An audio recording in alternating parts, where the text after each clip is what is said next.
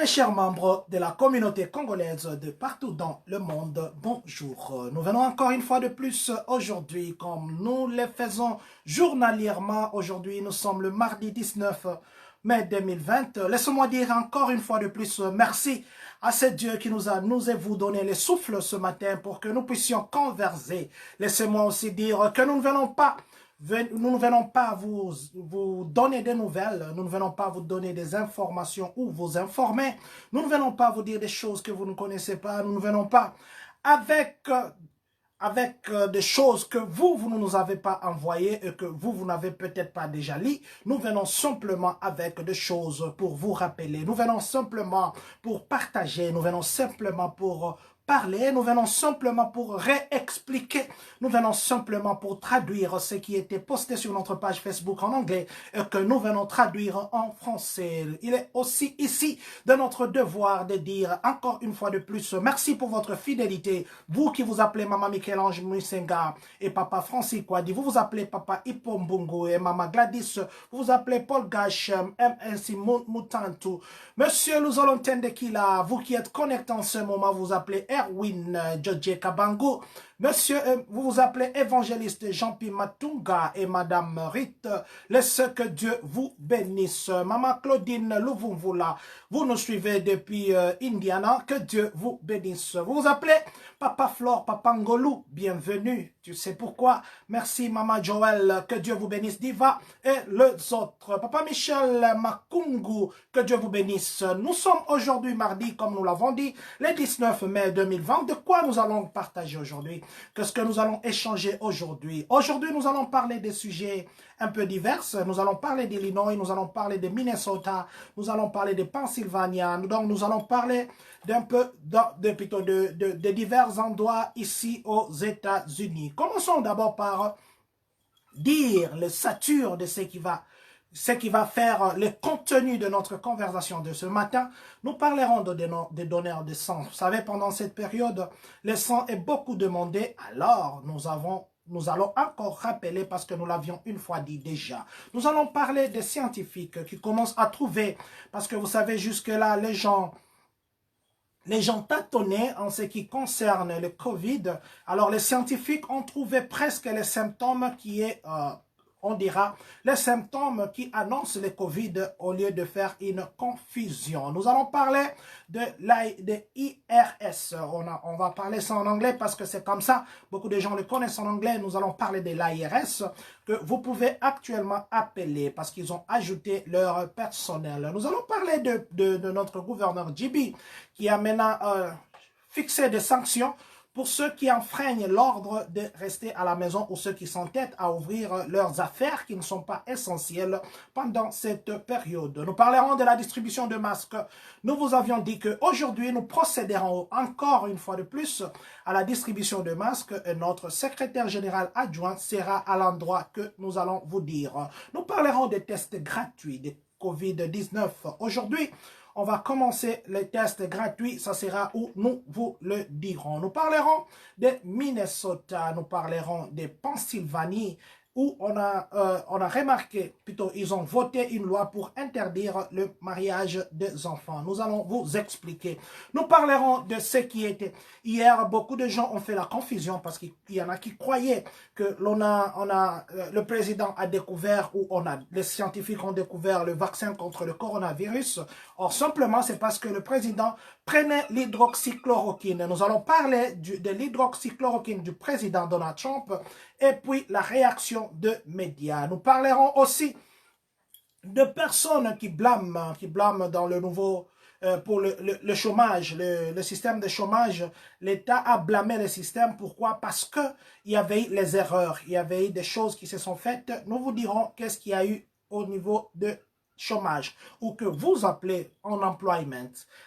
Alors, nous allons aussi parler d'une mère de Californie qui a brûlé, qui est accusée de meurtre, de tentatives de meurtre. Nous allons vous expliquer dans quelles circonstances elle était accusée. Nous allons aussi finir par parler GM, qu'on appelle GM, de Fiat Chrysler et puis de Ford. Donc, ce sont les compagnies qui ont commencé à ouvrir.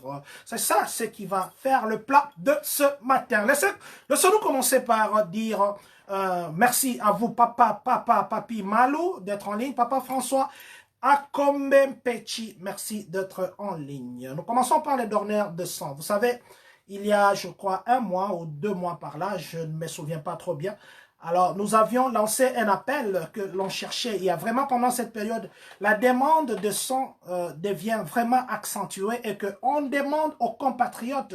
Nous avions même encouragé à nos compatriotes et même dernièrement, nous l'avons encore répété, d'aller donner le sang. C'est le sang qui va sauver une vie. Vous en avez à une quantité qui, ne serait-ce que le peu de pourcentage que vous pouvez donner, ça va sauver une vie. Alors, on a encore, l'État d'Illinois a encore lancé cet appel hier.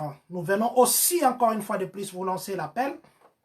Je sais qu'il y a deux compatriotes qui s'étaient déjà prononcés. Alors, je viens ici renouveler parce que je sais que vous n'êtes pas encore parti. Je vais vous contacter en privé, vous qui vous êtes déjà prononcé. Nous venons ici encore une fois de plus vous prier, vous demander de donner votre sang. Votre sang sauvera la vie. C'est quand même méchant. C'est comme si vous avez le pain à la maison. À côté, il y a un voisin qui manque le pain. Vous prenez ce pain-là, vous jetez dans la poubelle. Vous punissez ces voisins qui peut-être depuis le matin n'a rien mangé. C'est ça. Vous avez une quantité de sang qui est dans votre corps, qui peut-être que quelqu'un qui est là à l'hôpital actuellement en a besoin. Alors nous vous prions que vous puissiez aller donner votre sang. Et comment ça se fait? Pour aller donner le sang, il faudrait d'abord que vous puissiez prendre le rendez-vous. Prenez le rendez-vous en appelant le 800. Donc 800 comme 800, 217 4483. Je reprends, 800 217 4483. 800 217 44 83. Vous appelez ce numéro pour prendre rendez-vous. Ici, chez nous, ça se fait sur Université. Donc, ils vous diront quand est-ce que vous pouvez aller. C'est sur l'avenue Université. Alors, si vous pensez que vous ne voulez pas appeler, vous pouvez aller en ligne sur leur site. Et leur site, c'est www.bloodcenter. Blood comme blood de sang, blood center. Et puis .org. Donc, si vous allez sur ce site, vous pouvez aussi vous enregistrer. Donc, ou soit, vous pouvez aussi faire... aller, il y a des centres mobiles. Il y a des centres mobiles de sang. Mais si vous appelez, on peut vous dire là où le centre mobile de sang est et puis vous pouvez aller donner. En tout cas, nous vous prions de le faire pour sauver des vies. Alors, vous qui nous avez déjà contacté, merci beaucoup. Vous qui n'avez pas encore contacté ou qui avez oublié cette information, s'il vous plaît, on a besoin de votre sang actuellement. Et surtout, ceux qui sont guéris, les compatriotes qui étaient positifs, maintenant ils sont négatifs. Votre sang est vraiment recherché à les sauver des vies. Les scientifiques, nous parlons maintenant des scientifiques ou les chercheurs.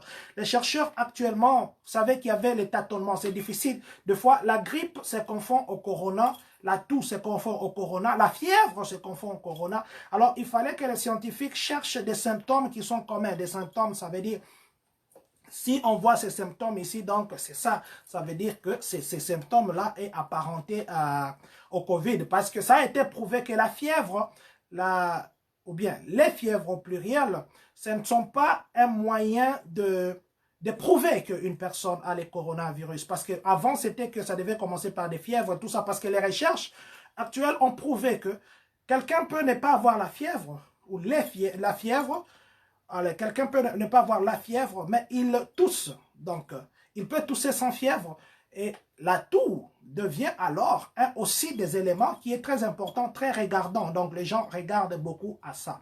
Mais maintenant, ça aussi, ils ont vu que la toux aussi, ça peut être une toux normale, parce que la toux aussi peut être confondue. Alors, les scientifiques, ici, de l'université de Ward, ils ont fait des recherches ensemble avec l'Alliance de la santé de Cambridge. Alors, en faisant leurs recherches, ils ont trouvé que ils ont examiné d'abord 1000 dossiers des patients. Donc, ils ont pris 1000 dossiers des patients pour voir quels sont les effets qui se répètent sur tous les 1000. Alors, ils ont remarqué que le soufflement, donc l'essoufflement, ouais, la difficulté à respirer, l'essoufflement devient un élément qui était presque général ou généralisé. Donc, ils ont trouvé que l'essoufflement faisait partie faisait partie des symptômes qui étaient répétés sur beaucoup de malades et que les patients qui ont l'essoufflement, ça s'accentue, ça va très vite. Il y a l'essoufflement qu'ils ont remarqué et puis les 5 premiers jours, il y a la perte d'odorat. Donc, vous allez perdre votre odorat. Ce sont les deux symptômes qu'ils ont, à 80%, ils ont vu que ça s'est répété sur beaucoup de gens. Donc, ils n'ont pas exclu que quelqu'un qui développe de fièvre pourrait être un des symptômes de Covid, mais ils ont simplement dit que l'essoufflement et la perte d'odorat, c'est ça ce qui se révèle être un symptôme moteur sur beaucoup de patients. Et puis, ils ont dit que parce que des fois, vous pouvez avoir la grippe, ça se confond aussi au Covid. Maintenant, à la simple différence, ils ont vu que quand quelqu'un a la grippe, son essoufflement est léger et puis stable. Donc, ce n'est pas comme le Covid. Aussi, ils ont vu que la grippe peut amener au développement d'une pneumonie qui est virale. Mais maintenant, la pneumonie aussi, c'est le patient manifeste, le patient peut perdre l'odeur dans les 3 premiers jours. Ça ne sera pas comme le Covid qui est dans les 5 jours. Donc, c'est ça. Donc, ils ont commencé maintenant à avoir la différence parce qu'avant, c'était une confusion. La grippe, la pneumonie, et puis les Covid, et puis la toux, et même des fièvres qui sont normales. Alors, c'est ça. Maintenant, la même étude a été faite en France, plutôt en Europe. En Europe, où ils ont pris 1420 patients et sur 18 hôpitaux de la place. Et maintenant, ils ont trouvé que 45% de ces 1400 patients qu'ils ont pris, 45% ne développaient pas de fièvre. Donc, ce qui fait qu'ils ont presque exclu. Vous voyez, 45, c'est presque la moitié, parce que 50, ça fera la moitié, 50%. Donc, c'est presque la moitié. Donc, 45% ne développaient pas de fièvre, mais ils ont remarqué, en Europe, bien sûr, que 70,3% de ces patients-là, ils avaient des maux de tête. Et puis, 70,2%, ils avaient perdu l'odorat. Donc, si nous allons à la perte d'odorat en Europe et nous associons aux États-Unis, nous voyons que ça peut matcher. C'était juste pour vous expliquer les quelques symptômes ou l'évolution des recherches en ce qui concerne le coronavirus. Merci beaucoup mon ami et frère, Monsieur Guy Kinanvouidi, dit merci d'être en ligne. Merci à Maman Dorcas, Maman Dodo et à tous les enfants. Madame Nadine, le Congo Sona, merci d'être en ligne. Laissez maintenant que nous puissions parler de l'ARS. Vous savez qu'il y avait eu 2 problèmes dernièrement. Les gens ne pouvaient pas joindre les agents de l'IRS, ou qu'on appelle l'ARS. Les gens ne pouvaient pas joindre ces personnes. Les gens ne pouvaient pas joindre ces personnels. On vous mettait en attente très illimitée. Donc, vous êtes en attente pour une durée illimitée. Vous ne savez pas quand est-ce qu'on peut vous prendre et vous vous énervez même, vous raccrochez. Donc, maintenant, vous pouvez appeler l'ARS. Mais ça ne garantit pas qu'on va vous prendre à la seconde, mais du moins, ils ont ajouté 3500 agents qui sont là pour répondre à des questions. Mais du moins, on encourage les gens d'abord de vérifier en ligne parce qu'ils ont dit que la plupart des questions sur les chèques, là qu'on appelle les stimuli chèques, la plupart des questions courantes, donc des questions qui reviennent, des questions qui se répètent, la plupart de ces questions-là sont déjà répondues sur leur site. Donc, essayez d'abord de vérifier sur leur site avant que vous ne puissiez appeler. Parce que, comme vous le savez, le premier paiement était envoyé depuis le 15 avril. Et après ce 15 avril, chaque une semaine, ils envoient des chèques en papier. D'ailleurs, ils sont en train de voir, je crois d'ici là, ils vont maintenant, au lieu de papier, ils vont commencer à envoyer des cartes de débit. Donc, c'est ça. Ça, c'est bien sûr pour ceux qui n'ont pas encore eu leur chèque ou leur paiement, ou ceux qui ont encore des questions. Donc, actuellement, vous pouvez appeler. Et quel est le numéro que vous devez appeler? Il y a une lettre là de confirmation qui s'appelle 1444. La lettre là que le président Donald Trump avait signée en bas. Je crois que la plupart d'entre nous, nous l'avons eu. C'est venu par la poste. Donc, si vous ouvrez cette lettre, vous allez voir que il y a un numéro. C'est ce numéro-là qui est dans cette lettre-là que vous devez appeler. Mais ceux qui n'ont pas encore eu de lettres, demandez à ceux qui en ont eu parce que tout le monde devait en avoir. Demandez à ceux qui en ont eu, ils vous donneront ces numéros. C'est ces numéros-là qu'il faudrait appeler et vous aurez un membre de IRS ou bien un membre de l'IRS. Nous parlons maintenant des gouverneurs Djibi. Vous savez que dernièrement, il y a eu des tiraillements à gauche, à droite. Les gens ne veulent pas suivre l'ordre qu'ils donnent de rester à la maison. Alors, il y a les tiraillements entre les habitants ou la population et les dirigeants qui sont le gouverneur et son staff. Alors, il y a eu maintenant les vieux Matobo. Merci beaucoup, mon frère, que Dieu vous bénisse. Alors, il y a eu maintenant le gouverneur à vendredi, ils ont travaillé depuis vendredi et hier, il a publié. Il a donné maintenant l'autorité, il a renforcé l'autorité de responsables locaux pour mettre en exécution l'ordre de rester à la maison. Donc, les gens qui vont s'entêter maintenant, ils peuvent perdre leur licence. Et puis, ils peuvent avoir maintenant, ils peuvent être fermés pour de bon. Donc, le gouverneur a dit que ce qu'ils font, ce n'est pas parce qu'ils sont contre les affaires, mais ils veulent simplement protéger la vie des gens. Maintenant, ce que vous devez savoir, parce qu'hier, nous vous avons dit, il y a les autorités d'autres villes d'Illinois qui ont dit qu'ils ne pouvaient pas prendre une action en justice ou intenter une action en justice contre les gens qui enfreignaient l'ordre, parce que simplement, il n'y avait pas un document qui leur renforçait leur autorité ou mettre en exécution le plan du gouverneur. Mais pour le moment, maintenant, à partir d'hier, le gouverneur a renforcé leur autorité. Ça veut dire que c'est ceux qui se verront enfreindre cette loi, ils se verront ravis, donc leur licence sera ravie et au risque d'être fermés pour de bon. Il y a aussi d'autres États qui ont fait la même chose. Il y en a même qui taxent les amendes jusqu'à 25 000. Donc, le gouverneur a même dit que ce n'était pas seulement Illinois qui a pris ces mesures et il y a d'autres États qui ont pris ces mesures. Mais dans tout ce qu'on a dit là, on n'a pas cité les églises. Bon, je ne sais pas si les églises aussi font partie de ces groupements, mais tout ce que nous savons est qu'on a parlé des restaurants, on a parlé des débits des boissons, on a parlé des bars, ainsi de suite. Donc, on ne sait pas si cette mesure frappera aussi les églises. Du moins, si nous avons une autre nouvelle, nous passerons pour vous informer. Nous sommes le mardi 19 mai 2020. Laissez-moi vous dire que dans quelques heures, nous allons procéder encore à la distribution de masques. Vous n'avez pas eu les masques l'autre fois? Venez, de 13 heures juste à 15 heures juste.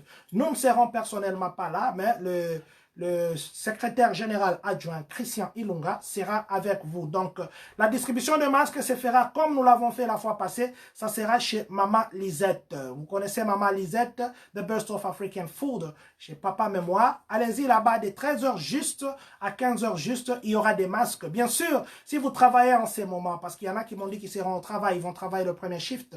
Si vous travaillez en ce moment et que vous êtes dans les capacités de partir récupérer vos masques, votre masque, ne vous en faites pas. Cette fois-ci, nous avons eu beaucoup. D'ailleurs, nous profitons encore une fois de plus pour dire merci à Maman Marie-Claire qui nous a aidé à aller récupérer ça. Alors, nous avons une bonne quantité. Donc, si vous ratez aujourd'hui aussi, il n'y a plus assez de masques quand il va donner. Ça sera 2 masques par famille. Alors, nous allons encore réorganiser un autre jour.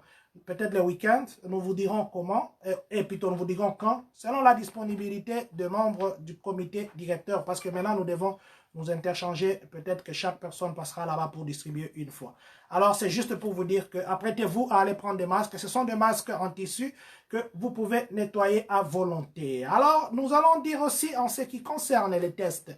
Vous savez que dernièrement nous vous avions dit que Francis Nelson organisait des tests, OSF aussi faisait des tests, mais apparemment nous avons peur d'aller nous faire tester. C'est comme si les gens ont peur. Je ne sais pas pourquoi nous avons peur. Ce n'est pas comme nous disons, c'est pas comme le sida, ce n'est pas, et quand bien même c'était le sida, c'est pas comme la tuberculose, et quand bien même c'était la tuberculose, c'est pas une honte, personne ne s'est jamais jeté dans la maladie pour dire maladie, tu es là, je viens, je m'y jette, non. Donc c'est quelque chose qui arrive, c'est quelque chose de naturel, alors je nous encourage, moi-même j'irai me faire tester, je nous encourage de partir passer ces tests-là. C'est vrai qu'on ne reconnaît pas une voiture bonne en regardant le pave ou en regardant l'intérieur. La voiture peut être comme ça, vous voyez comme ça, elle est bonne, elle est propre, mais du moins le moteur est foutu, ou peut-être les circuits électroniques, c'est tout ça. C'est comme ça notre corps. Vous pouvez regarder quelqu'un comme ça, vous pouvez vous regarder, vous pensez que vous êtes en bonne santé, mais peut-être que vous êtes déjà malade et vous ne le connaissez pas. Alors c'est pourquoi je nous encourage, à partir d'aujourd'hui, ils ont commencé aujourd'hui, ça sera de 8 heures juste à 16 heures juste. C'est derrière le mall, vous savez, derrière le mall, à côté dans le monde là-bas, il y a ce qu'on appelle Field and Stream. Donc, Field and Stream, derrière le mall, donc c'est juste derrière le Field and Stream là-bas que les gens, excusez-moi, Field and Steam. C'est derrière Field and Steam que le test va se passer. Alors, nous vous encourageons d'aller passer les tests. Les tests, ils peuvent tester jusqu'à 750 personnes par jour. Donc, 750 personnes par jour. Et ils les feront 7 jours sur 7. Donc, ça sera 7 jours sur 7, de 16 heures et plutôt de 8 heures à 16 heures juste. Mais ça ne sera pas que vous descendez, vous êtes en contact. Ça sera un test que vous ne serez pas en contact avec la personne. Le test va se faire que vous êtes en train de conduire. Ils vont vous donner les instruments. Vous-même, vous devez vous devez frotter votre nez. Ce n'est pas eux qui viendront vous frotter, non. Vous frotterez votre nez et puis vous les remettez le coton ou la tige pour qu'eux prennent ça et faire les tests. Ce n'est pas qu'il y aura quelqu'un là-bas pour vous tester. Vous prendrez soin de votre nez vous-même pour enlever les débris qui sont là afin qu'ils puissent tester. Alors, je nous encourage d'y être afin que nous puissions connaître notre état actuel parce que peut-être que nous sommes malades et nous ignorons. Nous partons maintenant en Pennsylvanie. Et nous sommes en Pennsylvanie et Minnesota. Les deux États ont interdit le mariage des enfants. Et ces mariages interdits, c'est sans exception. Vous savez qu'actuellement dans le monde entier, bon, je sais qu'il y a des statistiques. Il y a des statistiques. Excusez-moi que j'ouvre une parenthèse. En parlant des statistiques, nous avons été déçus. Excusez-moi de le dire comme ça, nous avons été déçus parce qu'il y a des compatriotes qui travaillent dans une compagnie, que nous taisons les noms actuellement, mais que nous allons dire les noms. Le comité directeur ou la communauté des Champagne-Kani fait un effort pour que les choses se fassent autrement. Donc, nous avons envoyé des fiches.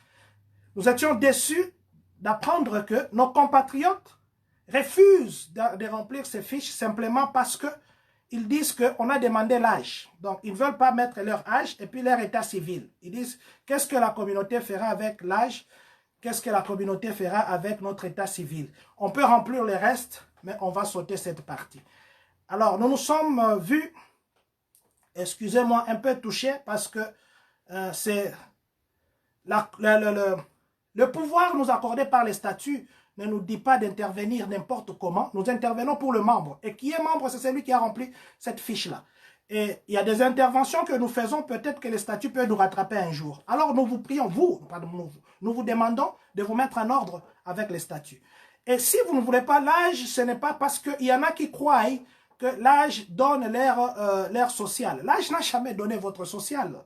Alors, je demande, nous prions, à vous qui avez des groupes, les regroupements Simba, les regroupements Femmes en Action, les autres regroupements, les réseaux des papes des hommes, tous les autres regroupements, tous les regroupements que nous avons ici, les léopards, ainsi de suite, les églises, commençons à éduquer nos gens. Parce qu'il y en a qui viennent avec des informations qui ne sont même pas vraies. Je ne sais pas qui leur a dit qu'en donnant l'âge, ça va affecter leur social. Et ils donnent à leur comité directeur, à leur communauté congolaise. Alors nous demandons à vous qui avez refusé de remplir ces fiches parce que vous n'avez pas voulu mettre votre âge, nous vous demandons ici, très officiellement, encore une fois de plus, de remplir cette fiche-là. Si vous ne voulez pas remplir, ne condamnez pas un jour le comité directeur ou la communauté pour dire qu'ils ont fait semblant de ce que vous avez pensé être prioritaire pour vous. On vous demande juste une simple chose, remplissez cette fiche. Et pourquoi nous avons ouvert plutôt cette parenthèse, c'était pour dire que je disais que actuellement la Pennsylvanie et puis le Minnesota, ils ont voté une loi hier interdisant le mariage des enfants sur toutes ses formes. Le mariage des enfants, parce que vous savez actuellement dans le monde, je ne sais pas dans le village, au fond, là où il n'y a pas de statistiques, c'est ça même le rôle des statistiques parce que ça nous donne la possibilité de dire par exemple dans notre communauté, nous avons par exemple 500 personnes de 0 à 5 ans, nous avons 500. Par exemple, de 5 à 20 ans, nous avons 200. Ça nous donne de faire ces statistiques en chaque fois que les autorités pourront nous demander. C'est juste pour les statistiques, donc compléter. Alors, dans le monde actuellement, il y a au moins 650 millions, je dis bien 650 millions de femmes mariées à moins de 18 ans. Donc, 650 millions. À moins de 18 ans, c'est pourquoi je disais au fait fond, dans nos villages, là au Congo, il n'y a pas de statistiques qui se font. Peut-être ce nombre-là, c'est aléatoire. Les 650 millions, c'est un nombre qui est connu. Peut-être que c'est au-delà de ça. Et ça doit effectivement être au-delà de ça. Donc, et ici aux États-Unis, il y a au moins 248 000 enfants qui se sont mariés à 12 ans. Je dis bien 248 000 enfants qui se sont mariés à 12 ans entre 2000 et 2010.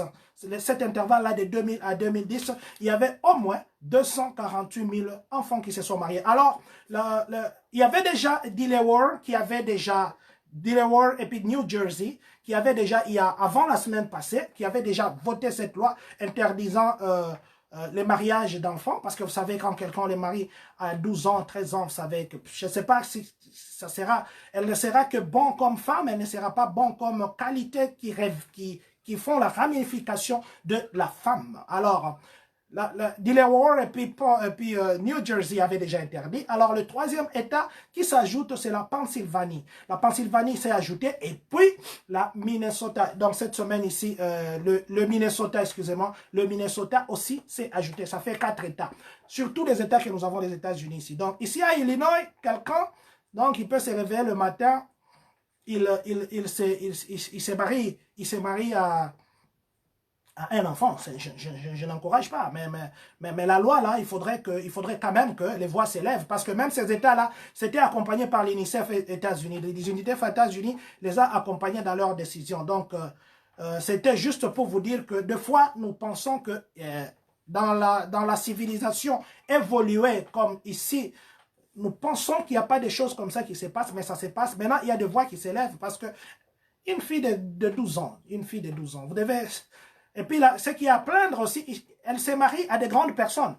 Elle se marie à des grandes personnes. Je ne sais pas, une fille de 12 ans, elle va faire quoi dans la maison? Je ne sais pas. Et ici, les enfants, d'abord de 12 ans, surtout les autres qui habitent ici, il faudrait l'apprendre à tout faire. Alors peut-être l'apprendre à tout faire. Alors c'est quand même une bonne idée, c'est encourageant, du moins qu'actuellement, il y a 4 États déjà qui ont interdit ce mariage d'enfants. Alors pour le moment, il faut les adultes, et je crois que même sur le plan moral, c'est ça ce qu'il faut.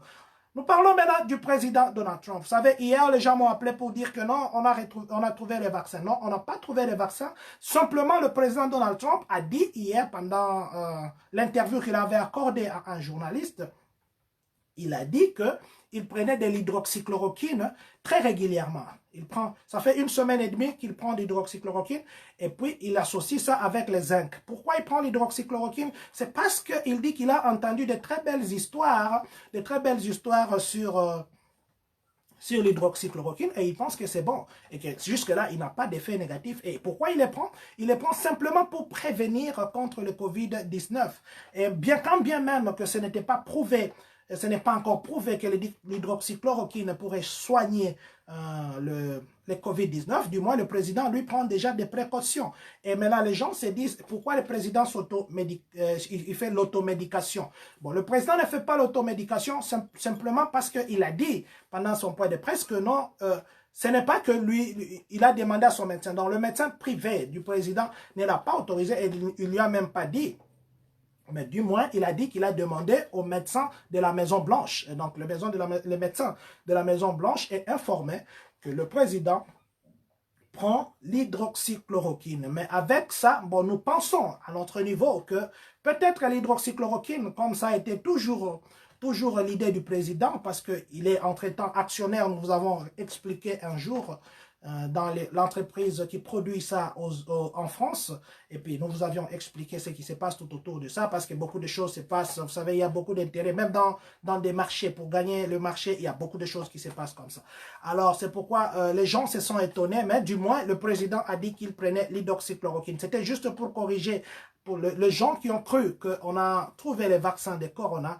Le vaccin n'était pas trouvé, c'est juste simplement que le président, lui, il a dit qu'il prenait ça à titre préventif. Nous sommes maintenant au système de chômage, le système de chômage que nous appelons unemployment. Il y avait eu des problèmes avec leur site et même les responsables de l'État ont blâmé le système, ont blâmé le chômage. Pourquoi? Parce que Le week-end passé ici, le système avait un problème tel que si vous mettez seulement une information, même si ce n'est pas le vôtre, ça vous donne les informations des autres avec leur social, toutes les informations sensibles, ça sortait. Alors ça a fait l'alarme, ils ont corrigé, ils disent avoir corrigé directement, mais ils ne savent pas combien de temps ça a pris. Est-ce qu'il y a beaucoup de gens qui ont été affectés ou bien combien de personnes ont été affectées? Parce que vous savez, si vous allez dans les sites officiels, surtout de chômage, vous aurez toutes les informations et quelqu'un peut facilement subtiliser vos informations exactement en se faisant passer de vous, mais en n'étant pas vous. Et c'est pourquoi le service de chômage a dit qu'ils sont en train de mener les enquêtes et tout celui qui a été affecté ou tout celui que le système a affecté, par exemple, son nom ou ça a donné les informations sensibles, il sera contacté. Donc, on va vous contacter pour vous dire, par exemple, que vos informations privées étaient mises en public, mais du moins, peut-être qu'il n'y aura pas, espérons qu'il n'y a pas des gens qui ont tripoté dessus ou qui ont triché avec ça, parce qu'ils ont dit qu'ils vont enquêter pour savoir pourquoi c'est arrivé et comment c'est arrivé, qu'est-ce qui a déclenché que ce système se comporte de cette façon. Nous espérons que dans les jours à venir, il n'y aura pas de compatriotes qui seront appelés pour dire que leur identité était mise à nu. Nous pensons que ça va épargner nos compatriotes. Nous partons maintenant en Caroline du Sud. Une maman de 23 ans. Ce qui est drôle, la maman a 23 ans, l'enfant a 14 ans. Alors nous nous demandons, c'est l'enfant adoptif ou quoi? Mais on n'a pas parlé de l'enfant adoptif. La maman a 23 ans, elle s'appelle Kaylin Alice Watson. Elle roulait, elle s'est arrêtée, elle a mis le feu sur le véhicule et l'enfant de 14 ans était à l'intérieur. Alors, on se demande, plutôt, quand elle a fait ça, les gens, 4 personnes sont venues, ils se sont arrêtés, ils ont aidé l'enfant à sortir de la voiture. Et puis, ils ont appelé la police qui est venue, qui a arrêté cette dame-là. Et la dame est actuellement accusée de tentatives de meurtre et puis blessures sur les enfants. Parce que l'enfant est gravement blessé et la dame elle-même était un peu brûlée. Cette automédication est une mauvaise chose faite par possible. Suivez le conseil du médecin. Merci beaucoup. Ça, c'est le conseil du docteur Mbo, Papa Camille, que nous connaissons tous ici. Il est docteur. Il a dit qu'il faudrait que nous puissions éviter l'automédication. Merci beaucoup, Papa Camille. Merci à vous, Monsieur Merveille Loivou, bien que vous n'avez jamais appelé. Alors, je disais que la dame a brûlé le véhicule et qu'il y a 4 personnes qui se sont arrêtées et ils ont enlevé l'enfant de l'intérieur. Ils ont appelé la police.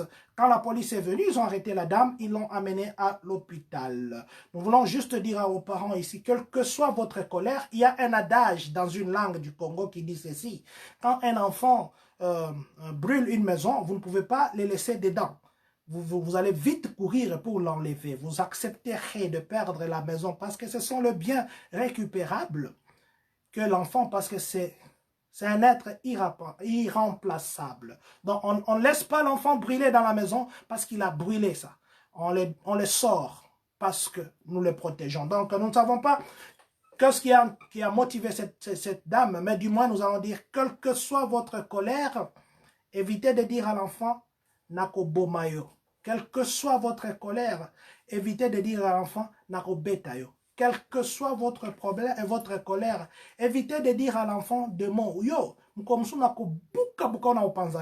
vous savez, c'est ce que l'enfant écoute beaucoup, c'est ce qui forme son comportement. Peut-être un jour on parlera en pédagogue ici, peut-être un jour on parlera en marketeur, peut-être un jour on parlera en project manager, peut-être un jour on parlera de business, ainsi de suite. Donc, mais pour le moment, tout ce que nous vous disons est que, quelle que soit votre colère, sachez que c'est votre enfant. Quelle que soit votre colère, sachez que c'est l'enfant de quelqu'un. Quelle que soit votre colère, mettez-vous à sa place, parce que les enfants, on dit que des fois, ils agissent par instinct.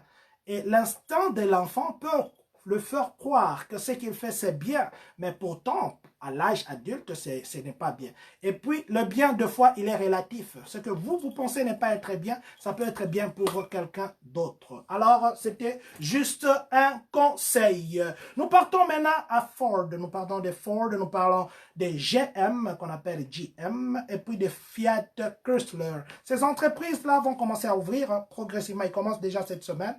Et puis, Mais du moins, ils auront un problème parce que simplement, vous savez, ce sont des chaînes de production et ils ont besoin de tout le monde, que tout le monde vienne travailler, mais avec les règles actuelles. Toutes ces règles-là la demandent parce que les gens puissent se confiner et plutôt puissent se regrouper. Donc, il faudrait qu'ils puissent respecter la distance, ainsi de suite. Donc, qui dit que Ford va ouvrir, qui dit que GM va ouvrir, qui dit que Chrysler va ouvrir, qui dit que Fiat Chrysler plutôt va ouvrir, ça dit aussi que Garde de l'Ouest va ouvrir. Déjà, ils ont commencé parce que ces compagnies-là utilisent aussi les produits qui sont fabriqués par Garde de l'Ouest. Donc, c'est juste pour dire aussi à nos compatriotes, commencez déjà à vous préparer petit à petit à rentrer au boulot. Déjà parce qu'à Chicago, le maire de Chicago a dit que les restaurants pourront ouvrir déjà le mois prochain, le mois de juin. Et vous vous rappellerez, un jour, je suis venu ici, nous vous avions dit, ça fait très longtemps, je crois 2 mois, nous vous avions dit que Christie Clinique avait licencié 250 de ses employés, ils leur ont demandé de rentrer au mois de juin. Et nous avions dit que ça peut être, là nous étions encore au mois d'avril, nous vous avions même dit que peut-être les activités reprendront au mois de juin. Donc nous pensons que peut-être il y avait déjà des prévisions en termes de quand et comment rentrer. Nous étions très longs aujourd'hui. Nous venons dire encore une fois de plus bonjour à vous, mon ami Benji Gragra.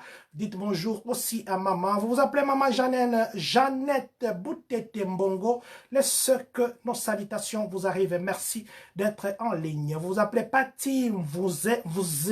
Votre nom est réplique.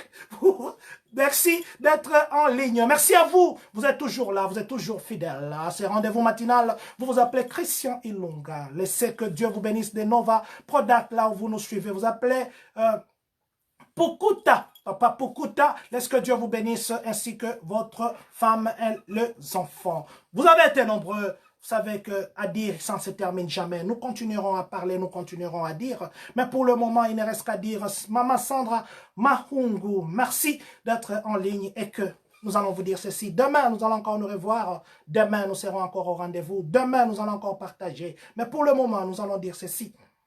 Que Dieu bénisse la République démocratique du Congo. Que Dieu bénisse les États-Unis d'Amérique. Et que surtout, que Dieu bénisse les Congolais de Champagne. Cannes.